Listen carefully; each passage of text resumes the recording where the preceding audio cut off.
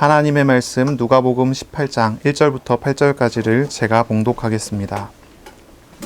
예수께서 그들에게 항상 기도하고 낙심하지 말아야 할 것을 비유로 말씀하여 이르시되 어떤 도시에 하나님을 두려워하지 않고 사람을 무시하는 한 재판장이 있는데 그 도시에 한 과부가 있어 자주 그에게 가서 내 원수에 대한 나의 원한을 풀어주소서 하되 그가 얼마 동안 듣지 아니하다가 후에 속으로 생각하되 내가 하나님을 두려워하지 않고 사람을 무시하나 이 과부가 나를 번거롭게 하니 내가 그 원한을 풀어주리라. 그렇지 않으면 늘 와서 나를 괴롭게 하리라 하였느니라. 주께서 또 이르시되 불의한 재판장이 말한 것을 들으라. 하물며 하나님께서 그 밤낮 부르짖는 택하신 자들의 원한을 풀어주지 아니하시겠느냐? 그들에게 오래 참으시겠느냐? 내가 너희에게 이르노니 속히 그 원한을 풀어주시리라. 그러나 인자가 올 때에 세상에서 믿음을 보겠느냐 하시니라. 아멘. 오늘 말씀은 누가복음 18장 1절부터 8절입니다. 항상 기도하고 낙심하지 말라라는 제목으로 우리가 함께 하나님의 말씀을 나누겠습니다. 항상 기도하고 낙심하지 말라는 메시지입니다. 이 말씀은 예수님께서 제자들에게 주신 거예요. 제자들에게 항상 기도하고 있으라는 것입니다. 항상 기도하고 또 낙심하지 않는 믿음을 가지고 있으라고 하는 그런 말씀이에요. 이 말씀의 배경은 우리가 그동안 계속 읽어왔었던 그 속에 있죠. 말세, 종말, 재림 때를 생각하고 그때에 맞춰서 시험 같은 것이 올 수 있잖아요. 시험과 문제와 이런 게 오잖아요. 그렇죠? 그런 것이 올 때 제자들이 환난을 당하고 어려움을 당하고 고통과 어려움을 당할 수 있는 그런 상황인 거예요. 그런 환경인 거예요. 그런 어려움이 와서 낙심할 만한 일들이 많이 있고 무너질 만한 일들이 많이 있을 수 있어요. 하지만 낙심하지 않아야 하는 것에 대해서 가르치시는 거예요. 믿음을 가져야 된다는 것입니다. 항상 기도할 수 있어야 된다는 그런 것입니다. 이것을 예수님께서는 비유로 말씀을 하세요. 오늘 본문에 보면은 불의한 재판장이 나옵니다. 그리고 한 과부가 나와요. 이 재판장에 대한 묘사가 이런 표현을 쓰고 있습니다. 하나님을 두려워하지 않는다. 그리고 사람을 무시한다라고 하는 이런 표현이 나옵니다. 이 말은 재판장이 스스로에게도 그렇게 얘기를 해요. 나는 하나님을 두려워하지도 않고 사람을 무시하는 그런 사람인데 저 과부가 자꾸 나를 괴롭게 하는 이것은 내가 견딜 수가 없구나. 뭐 이런 표현들이 나오죠. 이 불의한 재판장이라고 하는 이 사람은 권력을 가진 사람입니다.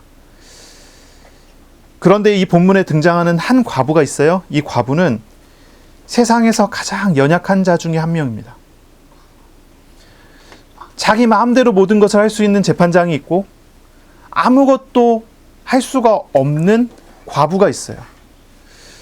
이 재판장은 하나님을 두려워한다면 이 과부를 배려를 해주고 또 사람을 무시하지 않고 사람을 존중한다면 이 과부를 배려해 주겠는데 이 재판장은 하나님을 두려워하지 않기 때문에 과부를 존중해 줄 필요가 없고 사람을 무시하는 사람이기 때문에 이 과부를 존중하지 않습니다. 그래서 과부가 와서 나의 원한을 풀어달라고 그렇게 얘기하고 재판장에게 재판을 해달라.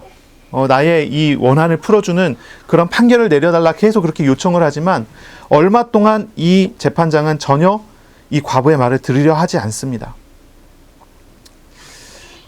고대 사회에서 특히 이제 이 이스라엘에서 가장 연약한 사람들은 어떤 사람들이냐면 과부들, 고아들 뭐 이런 사람들입니다. 고대 사회에서 사회활동은 오로지 남자 어른들만의 몫이었습니다. 그렇기 때문에 남자 어른이 없는 가정, 그렇죠? 과부나 또 고아 같은 경우는 보호자가 없는 거예요. 사회에서 어떤 활동도 할 수가 없어요. 생계와 연관되어 있는 어떤 일도 할 수 있는 능력이 없는 그런 존재입니다. 그래서 구약 성경에는 하나님께서 율법에 명령해서 모든 이스라엘 사람들은 고아와 과부를 돕도록 했지요.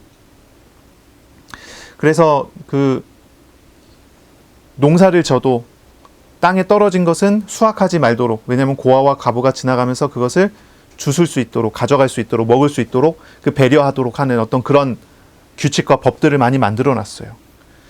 그런데 어떤 상황인지 모르겠지만, 이게 구체적으로 나오진 않습니다. 어떤 상황인지는 모르겠지만 이 과부는 원한을 갖게 된 것입니다. 원수가 있고 원한이 있는 것입니다. 이 원수와 원한에 대해서 풀어달라고 재판장에게 이야기를 하는 것입니다. 자기 스스로 풀 수 있는 능력도 힘도 배경도 아무것도 없습니다. 그러니 재판장에게 가서 이야기를 하는 거예요. 그래서 판결을 제대로 내리고 법대로 하면은 자신의 원한이 풀어질 수 있기 때문에 재판장에게 달려간 것이죠. 하지만 이 불의한 재판장은 불의하기 때문에 과부의 요청을 들어주지 않습니다. 아마도 자신에게 이득이 되지 않는 이 정의로움의 요구이기 때문에 들어주지 않은 것 같아요.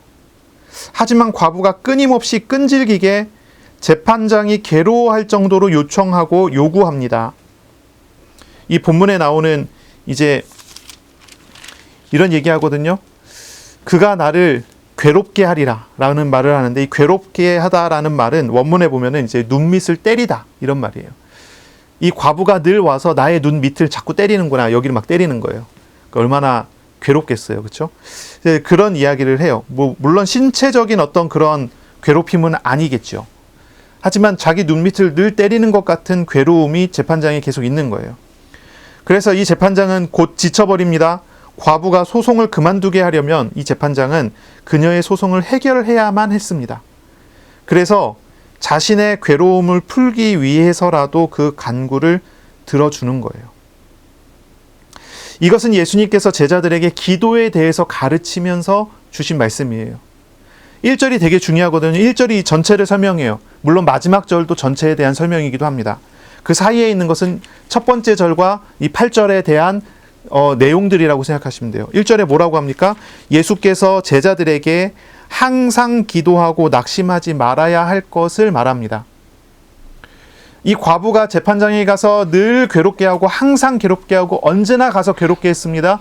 이것을 기도라고 하는 거예요. 하나님께 항상 기도하라라고 가르치는 것입니다. 물론 이 불의한 재판장의 이 비유를 들어서 의로우신 하나님을 이야기하고자 하는 그런 목적입니다. 물론 이 불의한 재판장처럼 하나님께서 하시지 않습니다. 이건 비유기 때문에 극단적인 예를 들어서 반대 극단을 설명하는 방식인 거죠.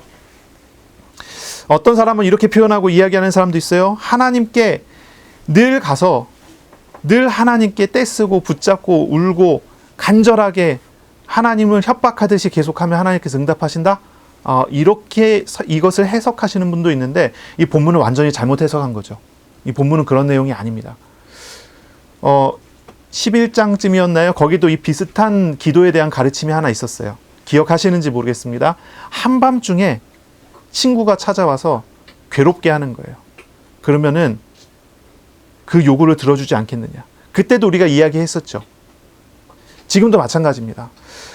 불의한 재판관이 한 과부가 들어주지 않아도 상관없는 정도의 사회적인 지위와 위치가 있잖아요. 그런 하찮은 사람이라고 할 수 있는 그런 사람의 끈질긴 요구에 지쳐서 그 원한을 풀어줄 수 있는 것처럼 하물며 하나님의 자녀들인 우리가 아버지 되신 하나님, 선하신 하나님께 드리는 기도를 하나님께서 외면하시겠냐는 말이죠.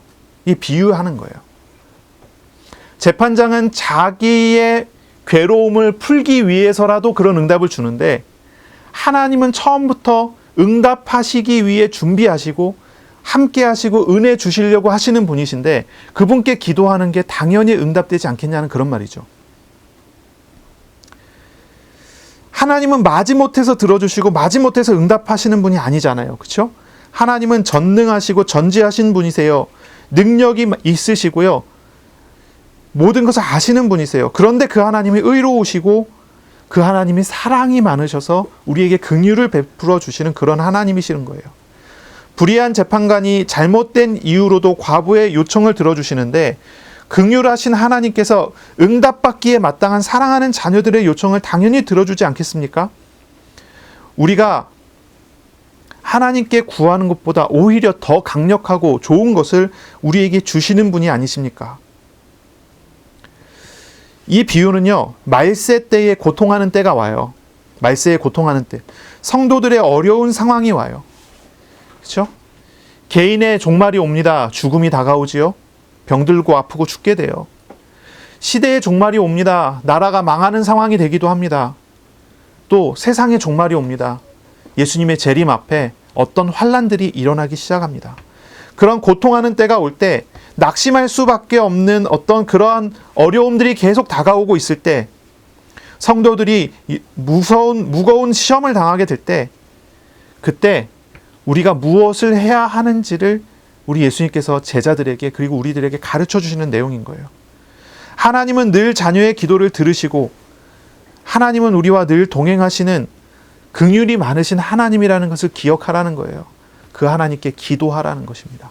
늘 항상 기도하라고 가르칩니다. 그것이 주님이 우리에게 주시는 그런 가르침인 거예요. 우리는 개인의 종말을 만나게 될 때, 개인의 종말이 다가오게 될 때 이 과부와 같은 원한이 있을 수 있어요.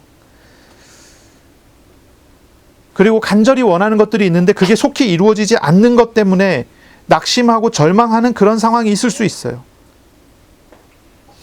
이런 일들이 어느 사람에게만 오고 누구에게는 오지 않고 그런 일들이 아니에요. 모두에게 찾아오는 일이에요. 이 개인의 종말, 시대의 종말은 이 땅에 살아가고 있는 모든 사람은 반드시 만날 수밖에 없는 그런 일이에요. 그때 우리는 무엇을 할 수 있습니까? 무엇을 할 수 있습니까? 낙심할 수 있죠. 낙심하게 되죠. 기도도 잘 안 될 거예요.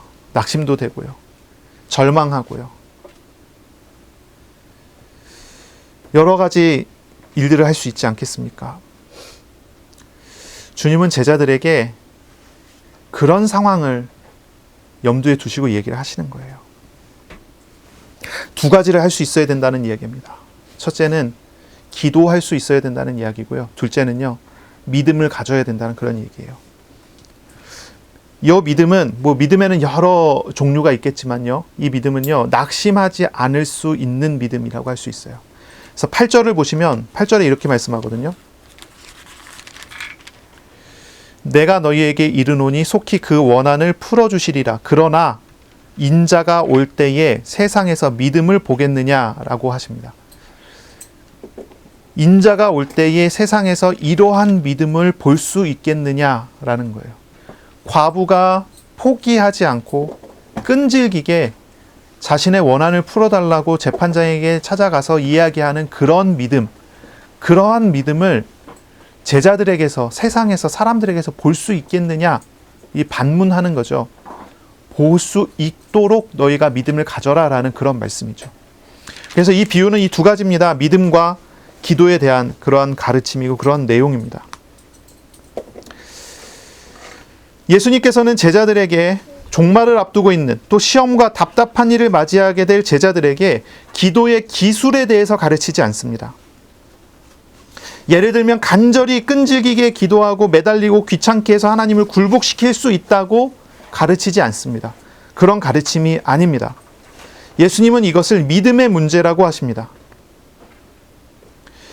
이 비유에 나오는 과부의 열심처럼 포기하지 않고 낙심하지 않는 믿음을 가지라고 가르치신 거예요.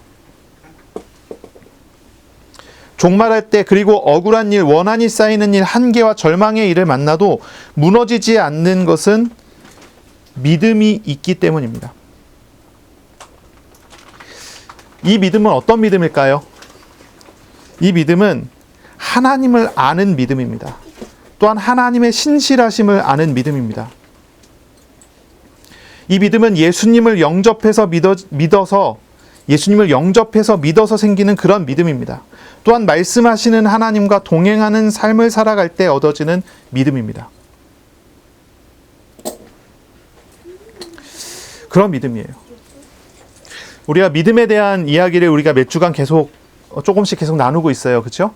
믿음이 뭘까요? 믿음은요, 신념 같은 게 아니에요. 신념, 믿습니다, 의심하지 않는 어떤 신념, 이런 게 아니에요. 많은 사람들이 신념과 믿음을 자꾸 헷갈려요. 신념과 믿음을 자꾸 혼동합니다. 그래서 내가 의심하지 않고 내가 이것을 의심하지 않고 확고히 딱 붙잡고 있으면 된다. 이렇게 생각을 해요. 그런 게 아니며, 믿음은 그런 게 아닙니다. 아, 내가 자꾸 흔들리는 이유는 내가 이것을 확신하지 못해서 그렇구나. 내가 확신해야 되겠다. 이렇게 생각하는데 그게 그런 믿음이 아니란 말이에요. 성경에서 이야기하는 믿음은 그런 거하고 조금 달라요. 관계적인 거예요. 하나님과 나 사이에서 이루어지는 일이에요. 인격적이신 하나님이 인격적인 존재인 나를 어떻게 만나주시고 어떻게 함께하고 어떻게 알게 하시는지를 따라 세워지는 거예요. 그래서 이 믿음은요, 내가 하나님께 나를 맡기는 그런 정도에 있어요. 하나님이 나를 믿어주시고 나에게 은혜 주시고 그래서 내가 하나님께 또 하나님을 경험함으로써 하나님께 맡기는 거기에 있는 것이 믿음이에요.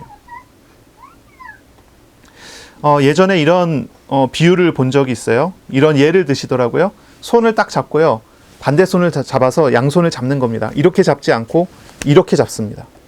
이렇게 잡아요. 하나님과 우리와 만남이, 하나님과 우리와의 믿음 관계가 이런 거예요. 이런 부분입니다. 우리는 자꾸 믿음이 흔들려서 놓을 수 있습니다. 하지만 하나님께서는 놓지 않으십니다.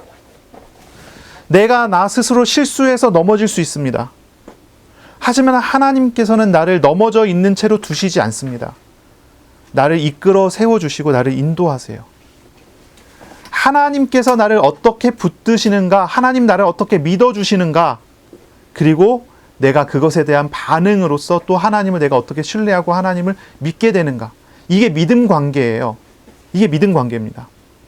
여기서 정말로 중요한 것은 하나님께서 나에게 대하시는 하나님의 태도와 하나님의 모습입니다. 항상 여기서부터 우리는 시작을 하는 거예요. 이게 중요합니다. 제가 굉장히 절망했을 때가 있습니다. 굉장히 절망했을 때가 있어요. 꽤 된 이야기인데 굉장히 절망했어요. 저는요, 제 안에서 어떤 선한 것도 발견이 되지 않더라고요. 말 그대로 절망이에요. 내 안에는 어떤 소망도 어떤 희망도 아무것도 없는 거예요. 이것도 아니고 저것도 아니고 아무것도 아니게 된 상태인 거예요. 아무것도 할 수가 없고 아무것도 가질 수가 없어요. 나는 아무것도 아니구나. 이렇게 되는 상황이 딱 되더라고요. 그런데요, 그런 상황이 되니까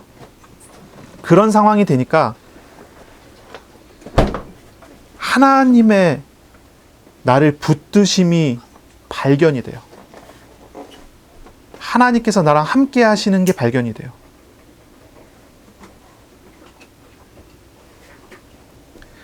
하나님이 나를 지금까지 이끌어 오시고 지금까지 나를 인도하신다는 게 그 안에서 발견이 되는 거예요.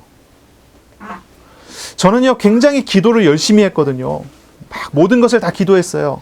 항상 기도하려고, 모든 것을 기도의 제목으로 삼아서 기도하려고 엄청 애쓰고 노력해갖고 기도했거든요. 근데 어느 날 보니까요, 제가 기도하는 기도 제목들이 가짜인 거예요. 가짜다, 이게 딱 생각이 들어요. 기도는 하나님을 찾아서 하나님을 만나야 되잖아요. 하나님을 만나는 게 기도잖아요. 그런데 하나님을 만나고 싶은 생각이 없어요. 응답을 만나고 싶은 생각은 많은데 하나님을 만나고 싶은 생각이 없어요. 기도하려고 앉아서 기도를 시작했는데 하나님을 구해야 된다는 생각이 드는데 하나님이 구해지지가 않는 거예요. 그런 답답함을 아시는지 모르겠어요. 하나님을 찾아야 되는데 하나님이 찾아지지가 않는 거예요. 앉아서 자꾸 하나님은 필요 없고 응답을 주세요가 계속 나오는 거예요. 기도하려는데 기도가 안 돼요. 기도하려고 하나님하고 뭐가 딱 나와야 되는데 이거는 우상인 것 같아. 하나님이 아니야. 치웠어요. 하나님 또 그러는데 다른 생각이 들어요. 자꾸 하나님이 아닌 다른 것들을 구하려고 하는 생각들을 자꾸 막 머릿속에서 지우다 보니까, 싸우다 보니까 나중에는 말을 한마디도 못 하겠더라고요. 가만히 앉아서 진짜 아무것도 말 못하고 아무 생각도 못하고 그냥 가만히 있게 됐어요. 얼마나 무기력해지는지. 나는 진짜 아무것도 아니구나. 하나님께서 나에게 가르쳐 주신 진리, 복음, 하나님이 하나님 대신 보여주셨는데 내가 그것을 조금도 찾으려고 하지 않는 나의 모습을 딱 발견한 거죠. 근데 그때요, 제 마음이 얼마나 평안해지는지 몰라요. 얼마나 제 마음이 평안해지는지 몰라요. 나의 이러한 모습에도 불구하고 하나님이 나와 함께 하시는구나. 그게 느껴지기 시작을 하는 거예요. 어떤 것도 제가 구할 필요가 없어지고요. 어떤 것도 찾을 필요도 없어져요. 기도해야 되는데 기도가 할 말이 없어요.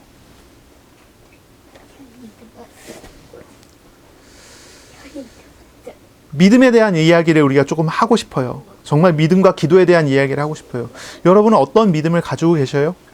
그리고 어떤 기도를 하고 계세요? 하나님을 찾고 만나고 계십니까? 아니면 하나님의 축복을 찾고 만나려고 하고 계십니까?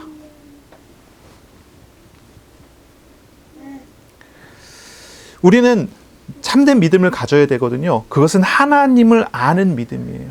하나님이 나에게 어떻게 오셨고 하나님이 나에게 어떻게 일하시고 계시는지, 하나님이 나에게 주신 진짜 참된 복, 하나님 자신이 나에게 어떻게 오셔서 나와 어떻게 함께 하시는지, 그것을 가져야 해요. 이것이 얻어질 때 낙심할 만한 일이 있지만 낙심하지 않는 비밀이 거기에 있는 거예요. 낙심할 만한 일들이 계속 나에게 시작이 되고 진행이 되지만 낙심되지 않는 비밀이 거기 있는 거예요.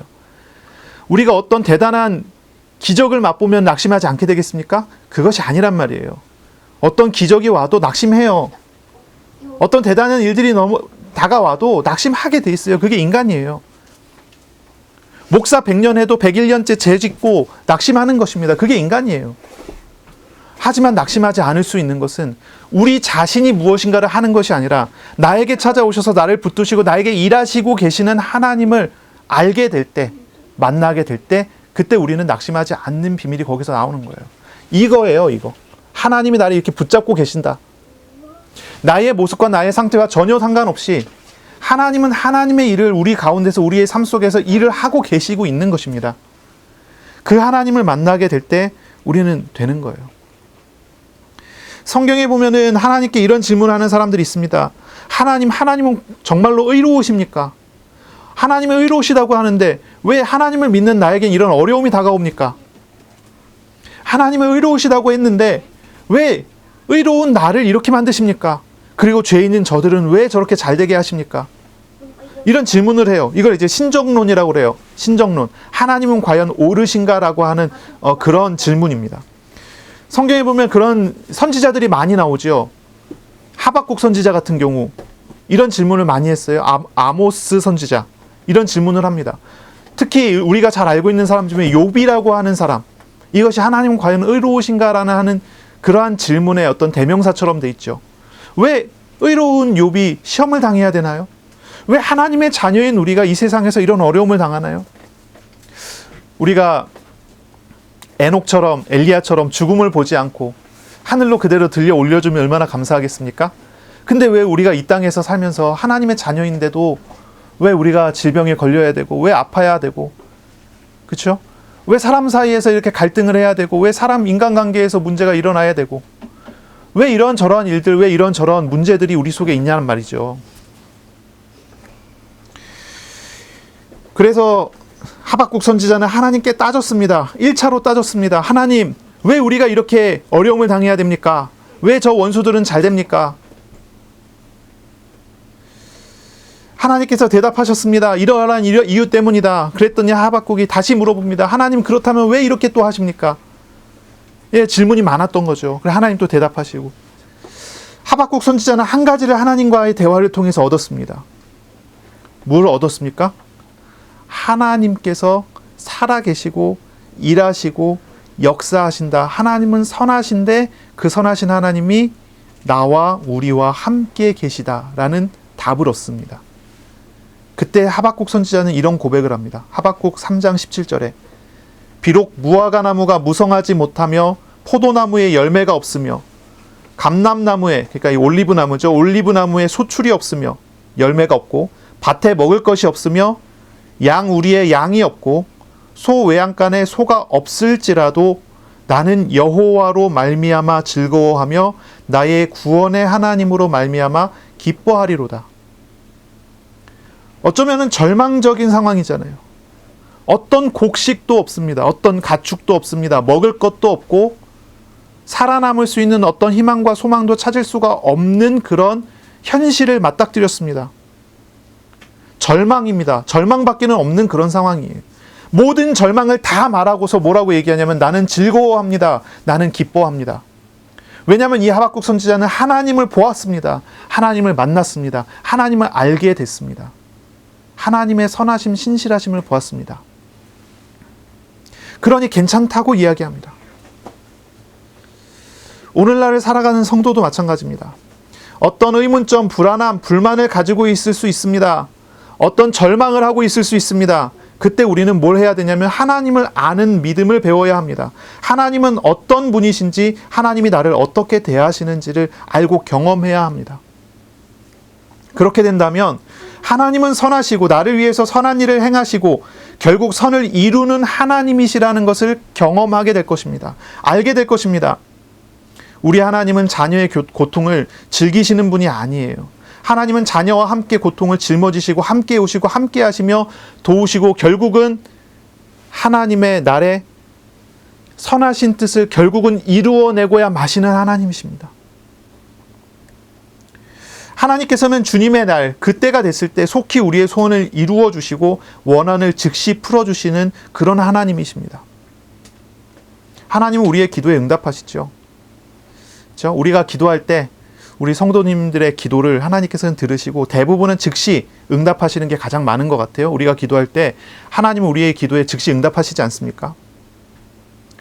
그런데 어떤 부분, 특히 시험과 관련된 부분에서는 하나님은 즉시 응답을 잘 안 해주셔요. 욥이 어려움을 당할 때 기도하지만 하나님께서 즉시 응답을 하지 않습니다. 하박국이 어려움을 바라보며 기도했지만 하나님께서 즉시 응답하지 않습니다. 그걸 통해서 하나님은 욥이 하나님을 만나도록 합니다. 그것을 통해서 하나님은 하박국이 하나님을 만나도록 했습니다. 이스라엘이 포로 기간이라고 하는 어려운 시기를 지나가게 했습니다. 포로 시기라고 하는 그 시기를 70년의 포로 생활을 하게 만들어요.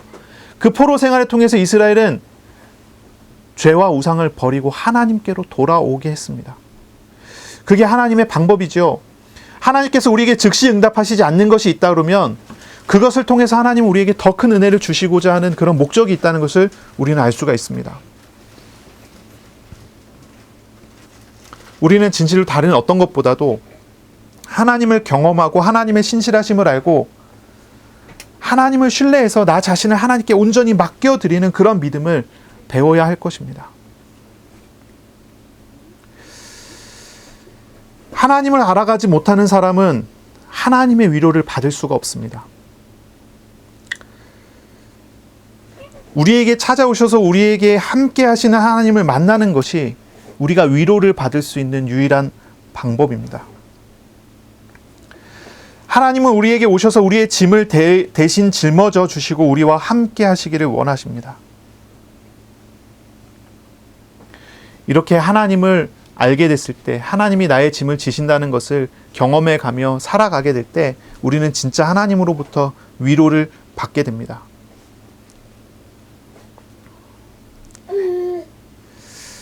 그래서 우리는 믿음을 가져야 돼요. 믿음은 하나님을 만나는 것입니다. 하나님을 만나고 하나님과 함께 하는 거예요. 그게 믿음입니다. 하나님을 신뢰할 수 있도록 하나님을 경험하는 겁니다. 신념 같은 거하고는 아주 다른 거예요. 그래서 참 믿음을 구하세요. 참 믿음을 구하시고 참 믿음을 얻으세요. 저는 하나님을 계속 알아가기 위해 매일 기도합니다. 저의 기도의 첫 제목은 항상 하나님을 인격적으로 알아가는 날이 되게 해달라고 기도합니다. 저는 항상 처음 기도가 하나님을 알게 해달라는 기도예요. 우리 아이들도 이렇게 훈련을 했습니다. 항상 첫 기도는 하나님을 알게 해달라는 기도로 시작을 합니다. 그렇죠? 네, 그렇답니다. 하나님을 알게 해달라. 제가 하나님과 동행하는 삶을 계속 살아가며 하나님을 알게 해달라고 늘 기도하고 있는데 저는 하나님을 알아가면 알아갈수록 제가 하나님을 잘 모른다는 것을 알게 됩니다. 하나님을 잘 모른다는 걸 알게 돼요. 알아가고 있는데 잘 몰라요. 물론 10년 전에 저와 지금의 저를 생각하면 하나님을 조금 더 많이 아는 것 같아요. 그런데 하나님에 대해서 정말로 아느냐 물어보면 갈수록 저는 하나님을 정말 잘 모르고 있다는 생각이 더 많이 드는 것 같아요. 하나님은 제 생각에 얽매이시지 않는 분이에요. 저의 생각보다 훨씬 크세요. 하나님은 제 판단에 매이치지 않아요. 훨씬 크시더라고요. 우리가 하나님은 사랑이시다라고 이야기하잖아요. 하나님은 사랑의 하나님이다라고 얘기하잖아요. 그런데 하나님의 사랑을 느끼면 느낄수록 하나님은 사랑이시다라는 그 말 안에 다 담을 수가 없는 그 사랑을 보게 돼요. 하나님을 정말로 알아가시기를 바랍니다. 하나님을 알아가야 됩니다. 그것이 우리에게 정말로 필요한 것입니다. 그럼 하나님 어떻게 알 수 있을까요? 우리가 하나님을 어떻게 압니까? 하나님 알 수 있는 방법이 어디 있습니까? 정답을 이야기하자면 성경에 있습니다. 하나님의 말씀에서 하나님은 우리에게 하나님 자신을 계시해서 보여주십니다. 하나님 말씀을 벗어나면 하나님 알 수 있는 길이 사실은 없습니다. 그래서 하나님의 자녀들은요, 성경을 가까이 하고 하나님의 말씀을 가까이 하는 것입니다. 말씀을 읽어 나갈 때 말씀하시는 하나님을 만나는 경험을 합니다. 말씀하시는 하나님이 나랑 어떻게 동행하시는지를 말씀 안에서 현장에서 경험하게 됩니다. 말씀의 주님이, 하나님이, 인격적이신 하나님이 나에게 말씀하시고 그대로 이루시며 나를 통치하시는 것을 경험하게 되는 것이죠. 그것을 우리는 누려가야 하는 것입니다. 하나님의 나라는, 하나님의 통치는 여기 있다 저기 있다 할 수 있는 것이 아닙니다. 지금 우리 안에 있습니다. 우리 마음에 오신 하나님, 우리 마음에 오신 예수 그리스도 안에 하나님의 나라가 있습니다. 이 하나님께서는 우리에게 함께 하시면서 우리를 다스리시기 원하시고 우리에게 말씀하시며 우리를 인도하시기 원하십니다. 이 하나님을 찾을 때, 구할 때, 기도할 때 우리는 하나님의 백성으로 살아가게 되는 것입니다. 이 말씀들은 다 이어지는 거죠. 이 하나님 나라, 그리고 오늘의 말씀도 계속 이어지는 그런 말씀입니다. 그 가운데 우리는 지금 말씀을 나누고 있습니다. 종말의 때, 마지막 때, 그때 우리는 어떻게 그때를 준비하게 됩니까? 두 사람이 같이 앉아서 맷돌을 갈고 있어요. 그런데 한 사람은 들려짐을, 올라감을 당해요. 그렇죠? 천국에 올라가고 한 사람은 버려짐을 당해요. 두 남자가 같은 일을 하고 있어요. 그런데 한 사람은 버려짐을 당하고 한 사람은 들려짐을 당합니다. 하나님께 갑니다. 둘이 똑같잖아요. 똑같은 일을 하잖아요. 똑같은 모습이거든요. 똑같은 상황이거든요. 근데 한 사람은 구원을 받고 한 사람은 버림을 당해요. 이것이 종말입니다. 이것을 어떻게 준비해야 됩니까? 예수님은 말씀하시기를 항상 기도하라 말씀하세요. 낙심하지 않는 것은 믿음입니다. 이 믿음은 하나님을 아는 것입니다. 이 하나님을 아는 이 사람은 뭐하고 있어야 되냐면 항상 기도하는 사람으로 있어야 합니다. 항상 기도하라고 하는 그런 말은 어려울 수 있습니다. 어떻게 항상 기도하죠? 항상 무릎 꿇고 하나님께 기도해야지 기도일까요? 그것을 좀 넘어서야 합니다.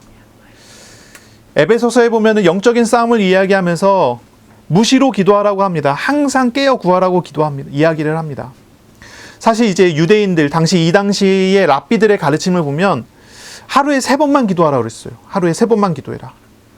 그리고 3번 이상 계속 기도하는 거는 하나님을 지겹게 만드는, 하나님을 지루하고 지겹게 만드는 행위가 되니까 항상 기도하지 마라. 하나님께서 항상 그걸 듣고 있으시려면 얼마나 힘드시겠느냐. 막 이런 식으로 얘기해요. 랍비들이 그랬거든요. 그런데 예수님의 가르침은요, 달라요. 이 불의한 재판관이지만 재판관에게 가서 과부가 밤낮 없이 찾아가고 계속 고소 도와달라고 계속 얘기하는 거예요. 그게 기도다라고 얘기해요. 종말 때 성도는 그렇게 기도해야 된다고 얘기해요. 그러니까 랍비들이 가르쳤던 그 기도에 대한 가르침과 정반대 얘기를 하시는 거예요. 전혀 다른 이야기를 하세요. 예수님께서 항상 기도하라고 가르친 이 가르침에 대해서 우리는 생각해야 돼요. 이거는 기도 행위를 24시간 계속 하라고 하는 그런 내용이 아니에요. 그거 이상의 이야기입니다. 항상 기도하라고 생각하면은, 그러면은 기도원에 들어가서 살아야 되겠네, 이렇게 생각하기 쉽거든요. 아니면 교회 가고 항상 기도해야 되겠네, 이렇게 생각하기 쉬운데 그런 내용이 아니에요. 기도의 시간에 대한 이야기를 넘어서는 이야기예요. 이건 기도의 본질에 대한 이야기예요. 기도는요, 기도하는 행위가 기도가 아니에요. 기도를 우리가 다시 생각해 봐야 돼요. 기도는 하나님과 교제하는 게 기도예요. 하나님과 통하고 있는 게 기도예요. 우리가 다시 한번 생각해 봐야 돼요. 믿음이 뭐라고 그랬죠? 믿음은 믿음은 의심하지 않는 게 믿음이라고 그랬나요? 그게 아니라 그랬죠. 하나님께서 나를 믿어주시고 내가 하나님을 신뢰하게 되는 게 믿음이라고 그랬죠. 하나님과의 관계예요. 기도도 마찬가지예요. 무릎 꿇고 손 모으고 엎드려서 하는 것이 기도 맞습니다. 하지만 그건 기도 행위고요. 본질은 아니에요. 기도의 본질은 하나님과 교통하는 거예요. 하나님과 교제하는 거예요. 이게 중요해요. 하나님과 교제하고 있어야 해요. 하나님과 동행하는 삶을 살고 있는 것입니다. 그것이 기도입니다. 제가 제 아이들하고 이제 홈스쿨링을 하니까 아이들하고 24시간을 같이 있어요. 혹시라도 어디 밖에 잠깐 나갔다 올 수 있는 일 한 20분, 30분에 제외하는 항상 같이 있어요. 거의 24시간을 함께 하고 있습니다. 그 얘기를 한번 생각해 보세요. 우리 아이들이 저에게 24시간 동안 계속 말 걸고 저는 계속 대답해야 되는 그런 상황이 24시간 함께 있는 건가요? 아니잖아요. 그렇죠? 저는 우리 아이들을 바라볼 때 아이들의 필요를 압니다. 11시가 넘어가면 아이들은 밥 달라고 할 거예요. 그럼 제가 준비해서 줍니다. 그럼 우리 아이들은 당연히 마땅히 아빠가 차려준 밥을 먹으려고 와서 앉아서 먹습니다. 혹시라도 제가 조금 밥을 늦게 차려주면 아이들이 와서 저를 닥달합니다. 배고파서 죽겠다고 막 저에게 협박을 합니다. 나 죽는 거 보고 싶어 막 이런 식으로 막 합니다. 가끔씩 아이들이 아침에 좀 부실하게 먹으면은 11시가 되기도 전에 저에게 찾아와 갖고 밥을 내놓으라고, 뭐 저한테 맡겨놓은 것도 아닌데 밥을 내놓으라고 막 협박을 막 합니다. 그렇죠? 제가 이제 기도에 대한 설명을 하려고 하니까 이런 얘기를 하는 거예요. 기도가 뭘까요? 기도가 뭐냔 말이죠. 만약에 제가 인격적인 존재가 아니라 제가 만약 무슨 밥을 만들어서 내놓는 자판기 같은 거라고 한다면 아이들이 저에게 와갖고 요청할 필요가 있을까요? 시간 돼서 오면 그냥 꾹 누르면은 털컥하고 차려져서 나올 거 아니에요. 그쵸? 기도가 그런 게 아니에요. 근데 사람들은 그렇게 생각을 많이 한단 말이에요. 항상 기도해라 그러니까. 항상 자판기 버튼 누르는 생각을 하는 사람도 있어요. 어떤 사람들은요. 근데 그런 게 아니죠. 교제가 있고 교통이 있고 교류가 되고. 저는 아이들하고 24시간 함께 하다 보니까 항상 제 머릿속에는 아이들이 있어요. 아침을 먹고 나면 머릿속에 뭐가 있냐면 점심 뭐 먹이지 이게 항상 있어요. 점심 먹고 나면 뭔가 이제 좀 할 일을 했기 때문에 편안해지면서 또 저녁 뭐 먹지라는 생각을 하고 있어요.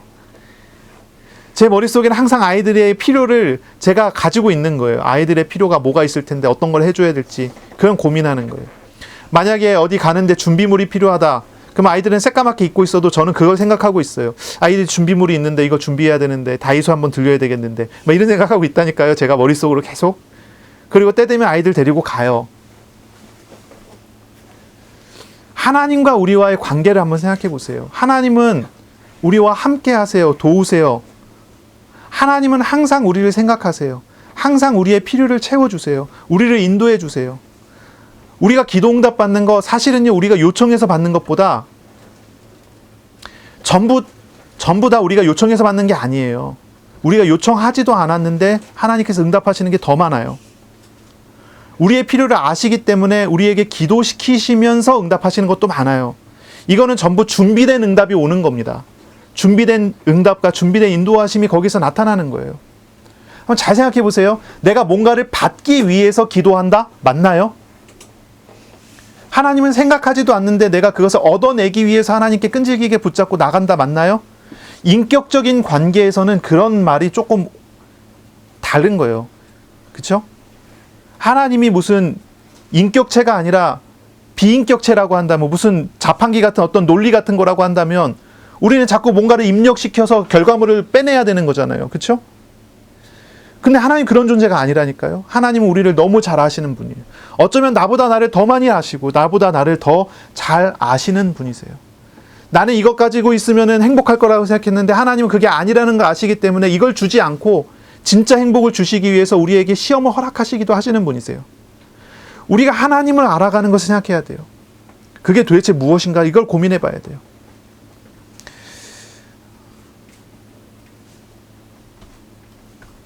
우리가 무조건 끈질기게 무조건 끝까지 매달리는 거 그건 정말로 기도를 오해한 그런 부분이에요. 무조건 끈질기게 기도하는 것보다 훨씬 중요한 게 있어요. 그것은 뭐냐면 내가 과연 하나님의 자녀가 맞는가라는 것을 확인하는 것부터예요. 내가 하나님의 자녀라는 것이 확신되고 확인된다면 그 다음부터는 별로 고민할 필요가 없을 것 같아요. 하나님께서 우리에게 때에 따라 돕는 은혜를 주실 것이니까. 그런데 내가 하나님의 자녀가 확실한가에 대한 확인과 확신이 없다면 무슨 기도를 어떻게 해도 상관이 없고 소용이 없는 것 아니겠습니까? 그리고 또 중요한 것이 한 가지 있다면 이런 것입니다. 이것이 과연 하나님의 뜻대로 하는 기도인가라는 거 아는 것입니다. 하나님의 뜻에 맞는가를 확인하는 거예요. 기도에 있어서 중요한 것은요, 다른 게 아니에요. 하나님과 나와의 관계가 정말 아버지와 자녀와의 관계가 맞는가를 알아야 되는 것이고, 그것이 확실하다면 그 다음에는 이것이 하나님의 뜻에 맞는 것인가를 찾아야 되는 거예요. 하나님의 뜻에 맞는가. 하나님의 뜻에 맞지 않다면 하나님께서 거절하시든지 아니면 응답을 다른 것으로 바꿔주시겠지요. 그렇죠? 저희 아이들이 저에게 무리한 요구를 가끔 할 때가 있습니다. 무리한 요구를 해요. 갑자기 뜬금없이 저에게 다이소를 가자고 막 합니다. 무리한 요구를 막 해요. 가서 무엇이든지 다 사달라고 합니다. 사고 싶은 뭐 목적도 없어요. 그냥 사는 행위 자체가 좋은가 봐요. 막 해요. 그러면 저는 아이들에게 이제 이야기를 합니다. 잔소리를 하죠. 안 돼 라고 합니다. 그런 건 안 된다. 그렇게 하지 마라. 필요한 거 아니면 사지 않는 거야.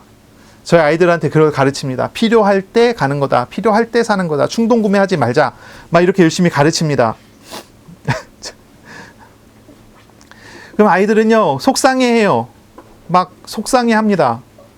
아빠가 다이소 가자고 하는데 요구를 무시했다고 하면서 저한테 삐져갖고 말도 안 하고 막 그러기도 합니다.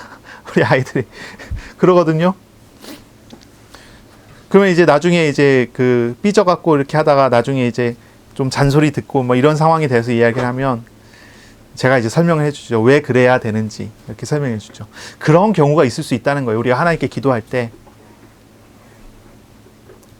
이제 좀 비유가 이상하긴 했습니다.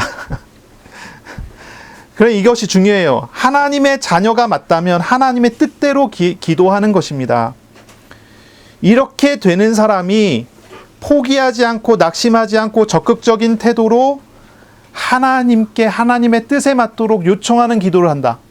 그러면 하나님께서 어떻게 응답하실까요? 오늘 주신 말씀처럼 하나님께서 그 원한을 풀어주셔요. 오래 참지 않고 풀어주실 것입니다. 속히 그 원한을 풀어주십니다. 7절 8절에 원한을 풀어주신다, 오래 참지 않으신다, 원한을 풀어주신다 이렇게 반복해서 이야기를 하세요. 이건 뭐냐면 강조하는 거예요. 언제나 헬라어는 강조는 반복입니다. 우리는 좋다, 아주 좋다, 매우 좋다가 있지만 여기는 그게 없어요. 헬라어는 좋으면 좋다예요. 더 좋으면 좋다, 좋다. 정말 좋으면 좋다, 좋다, 좋다. 반복이에요. 좀 이 언어가 조금 다른 느낌이 있어요.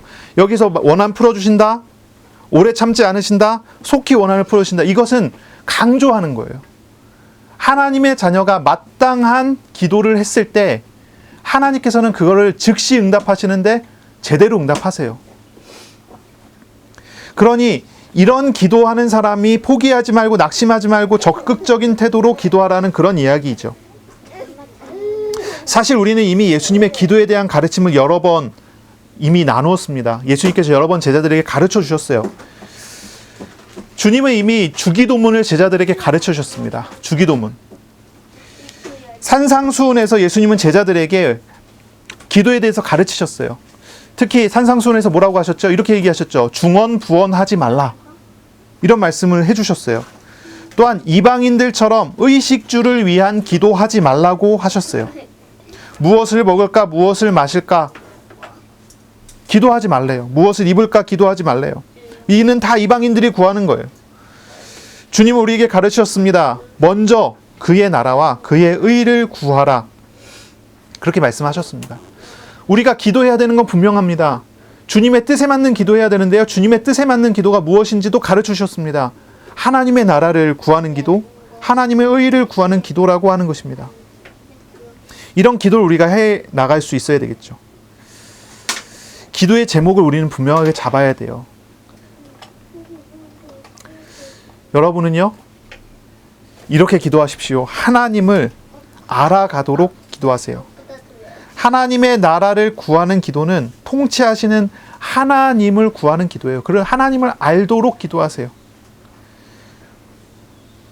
하나님을 구하는 기도. 이게 모든 기도 중에 가장 중요한 기도입니다. 모든 기도 중에 가장 첫째 기도입니다. 내가 문제가 해결되는 것보다 더 중요합니다. 하나님을 내가 안다면 그 문제는 하나님께서 준비하신 대로 나를 인도하시면서 해결해 주실 것입니다. 내가 하나님을 정말로 아느냐? 여기서부터 시작합니다. 하나님의 통치를 구하는 그런 기도입니다. 또한 하나님의 의를 구하라고 하는 것은 그 뜻이 하늘에서처럼 땅에서도 이루어지도록 기도하라는 것입니다. 하나님의 마음을 먼저 알 수 있어야 되겠죠. 하나님을 알고 하나님의 마음을 알면 거기에 우리가 순종해 나가는 것입니다. 하나님께서 기뻐하시는 하나님의 영광을 세우는 기도를 해야 됩니다. 이거는 단지 우리가 말로 하나님께 영광 돌립니다 라고 말한다고 해서 되는 게 아닙니다. 하나님께서 가장 기뻐하시는 일, 내가 늘 죄에서 돌이켜 하나님께로 나오는 일, 그것을 하나님 가장 기뻐하시고 거기에서부터 우리의 기도가 나와야 합니다. 예수께서 우리에게 오셔서 하신 일이 있습니다. 그것은 무엇입니까? 자기 백성을 저희 죄에서 구원하시는 일입니다. 또한 예수께서 오셔서 하시는 사역의 이런 내용입니다. 억눌린 자, 포로된 자를 자유하게 하는 것입니다. 가난한 자를 부유하게 하시는 그런 내용입니다. 죄와 우상의 얽매임에서의 자유와 해방을 주시는 것이 예수님께서 오셔서 하신 일입니다. 그러므로 우리가 죄에서 돌이켜 나올 뿐만 아니라 예수 안에 있는 자유와 해방을 온전히 누릴 수 있도록 기도를 해야 되겠죠. 그렇죠? 하나님을 알도록 기도하세요. 하나님의 통치를 구하는 기도를 하세요. 하나님의 뜻에 따라 하나님의 뜻에 맞는 기도를 하세요. 그리고 그것은 나를 얽매인 죄와 우상에서 해방하는 그런 기도여야 합니다. 그리고 이렇게 은혜를 누리는 사람은 또한 이웃을 위한 기도를 해야 되겠죠. 그렇게 되시기를 바랍니다. 자, 다시 돌아가서 항상 기도하라고 그랬는데 어떻게 하는 것이 항상 기도하는 걸까요? 하나님과 동행하는 삶을 사는 것입니다. 그것이 항상 기도하는 거예요. 우리 아이들이 저와 항상 함께 있는 것과 같아요. 하나님이 나랑 함께 하시는 것을 알고 살아가는 것입니다. 그것이 항상 함께 하는 것이고 항상 기도하는 것입니다. 천국이 어디에 있습니까? 천국은 우리 안에 있습니다. 하나님의 나라 우리 안에 있습니다. 하나님께서 우리 안에서 우리와 함께 하시기 때문에 하나님 나라가 우리 안에 있는 것입니다.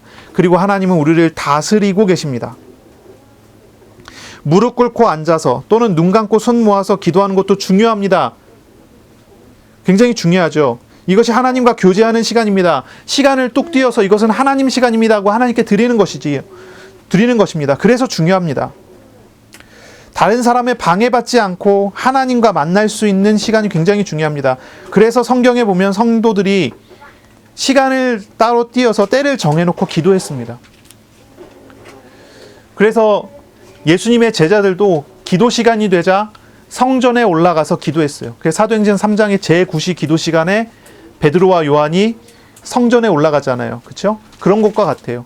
바울도 마찬가지입니다. 바울도 기도 시간에 시간 맞춰서 하나님 앞에 기도하려고 무릎을 꿇었습니다. 구약 성경에 다니엘이 하루에 3번 하나님 앞에 때를 정해놓고 하나님께 예루살렘을 향해서 기도했습니다. 성전이 있는 방향을 향해서 기도했죠. 이게 중요해요. 시편에 보니까 시편 119편에 보니까 다윗은 하루에 7번 때를 정해놓고 하나님을 만나는 시간을 가졌습니다. 하루 7번 하나님께 찬양했다 이렇게 이제 표현이 나오죠. 그래서 우리가 하나님 앞에 기도하는 것 중요합니다. 때를 정해놓고 하나님 앞에 시간을 띄어서 다른 사람 방해받지 않는 시간에 기도할 수 있는 것 중요합니다. 저 같은 경우는 저는 아침과 밤에 기도합니다. 아무에게도 방해를 받지 않을 수 있는 시간이에요. 아침에 눈 뜨면 기도부터 합니다. 그리고 기도 다 하면 일어나서 움직입니다.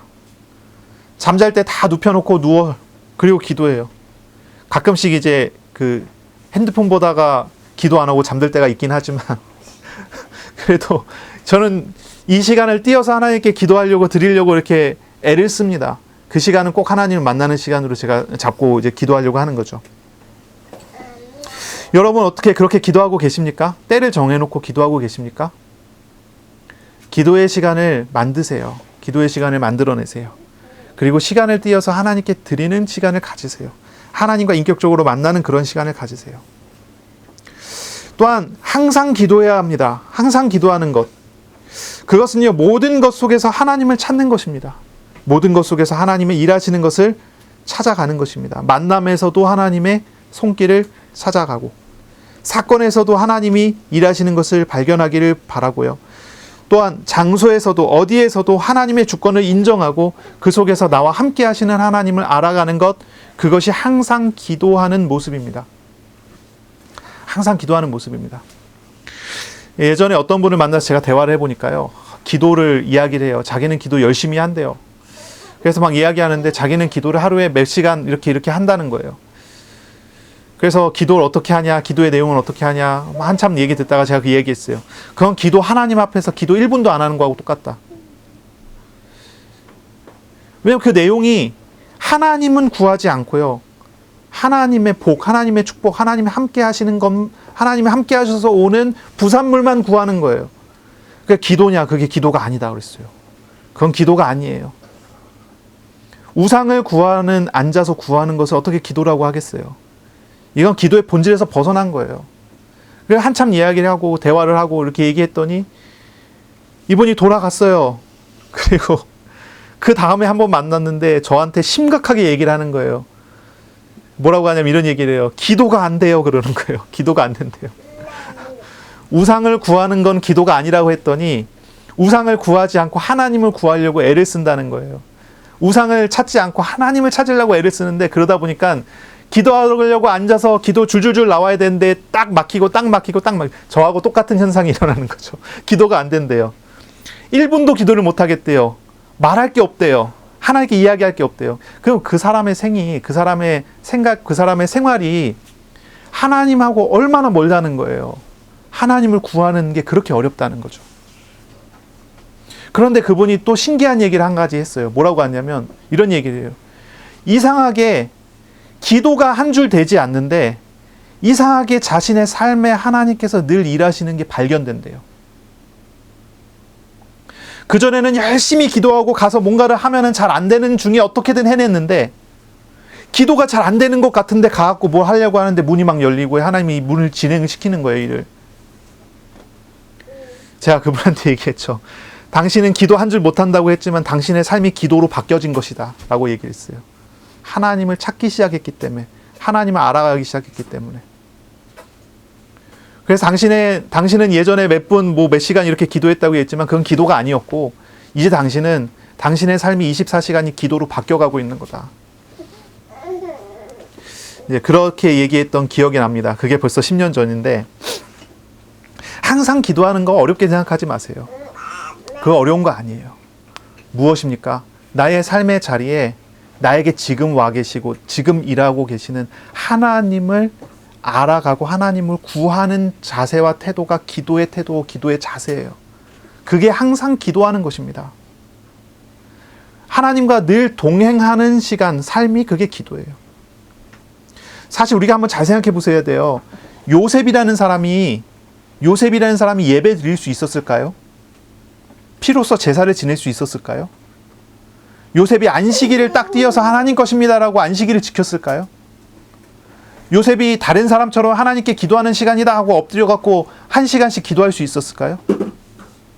요셉은 그럴 수가 없어요. 노예잖아요. 노예가 그런 게 어디 있습니까? 잠자는 시간도 못 자게 뺏어갖고 일 시켜야 되는데요. 물건이니까요. 그렇죠? 그게 이제 노예 생활 아니겠어요? 성경을 아무리 뒤져보고 그 당시에 어떤 노예의 생활들에 대한 어떤 자료를 찾아봐도 요셉은 신앙생활 자체가 불가능한 거예요. 주일 예배 불가능해요. 주일 예배 드릴 수가 없어요. 피제사 불가능해요. 피제사 할 수가 없어요. 요셉 기도할 수가 없어요. 그런데 성경의 기록은 아주 놀라운 기록이 있어요. 창세기 39장 2절. 여호와 하나님이 요셉과 함께 하심으로 요셉이 형통한 자가 됐다. 이거는 굉장히 주어가 중요해요. 요셉이 하나님과 함께 한 게 아니에요. 하나님이 요셉과 함께 하셨어요. 그래서 요셉이 형통한 자가 됐어요. 요셉은 사실 24시간 기도한 거나 다름없어요. 항상 기도한 거와 다름없어요. 하나님과 늘 교통하고 있고 교제하고 있거든요. 누구로부터 시작됐다고요? 하나님으로부터 시작돼서 요셉이 그걸 누렸어요. 항상 기도라고 하는 것은 어떻게 생각하면 내가 어떻게 하나님을 항상 생각할 수 있을까 이렇게 고민할 수 있지만 그게 아니에요. 하나님께서 예수 그리스도를 십자가에 못 박아 죽이면서까지 나를 구원하시기 원하셨고, 그래서 내 마음에 성령으로 오셨어요. 떠나지 않으세요. 내 마음에 오신 하나님께서 나와 항상 함께 하시고 함께 하시며 일을 하고 계셔요. 바로 그 하나님이 나에게 함께 하시는 걸 깨닫고 알고 그 하나님을 구하는 삶을 사는 것, 이게 항상 기도하는 거예요. 내가 시작해야 되면 참 어렵지만 하나님께서 시작하셨기 때문에 그러한 삶을 살아갈 수가 있는 것입니다. 바로 이렇게 삶을 살아가는 것입니다.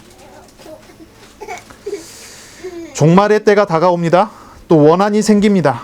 그랬을 때 우리에게 있어 절망과 그러한 사건과 그런 일들이 있을 때 우리는 무엇을 해야 합니까? 우리에게 찾아오셔서 우리에게 일하고 계시는 하나님을 알아가야 합니다. 믿음을 준비해야 합니다. 하나님과 동행하는 삶을 준비해야 하는 것입니다. 항상 주님과 함께함을 누리는 것입니다. 그때 우리는 낙심하지 않고 하나님께서 세우시는 응답과 은혜 속에 서게 되는 것입니다. 오늘 지금 그리고 이 자리에 임한 하나님의 나라, 하나님의 통치에 순종하는 한 주간이 되시기를 바랍니다. 말씀이 선포됐어요. 이 말씀을 묵상하시면서요, 말씀하시는 하나님과 동행하는 삶을 살아가시기 바랍니다. 바로 이것이 종말을 준비하는 모습입니다. 종말 때의 어려움을 이기는 믿음의 자세가 될 것입니다. 이번 한 주간 하나님과 교제함으로 하나님이 우리에게 주시는 의와 평강과 희락을 누리는 복이 있으시기를 바랍니다. 기도하겠습니다. 하나님께 감사합니다. 우리에게 말씀하시고 우리와 동행하시니 감사합니다. 이번 한 주간 세상 중에서 항상 주님 구하는 기도자가 되게 하여 주옵소서. 이번 한 주간 하나님 안에서 늘 주님이 함께 하심을 누리는 복이 있게 하여 주옵소서. 예수 그리스도의 이름으로 감사하며 기도합니다. 아멘. 우리 구주 예수 그리스도의 은혜와 하나님의 사랑하심과 성령의 교통하심이 이제로 영원까지 항상 함께 있을지어다. 아멘.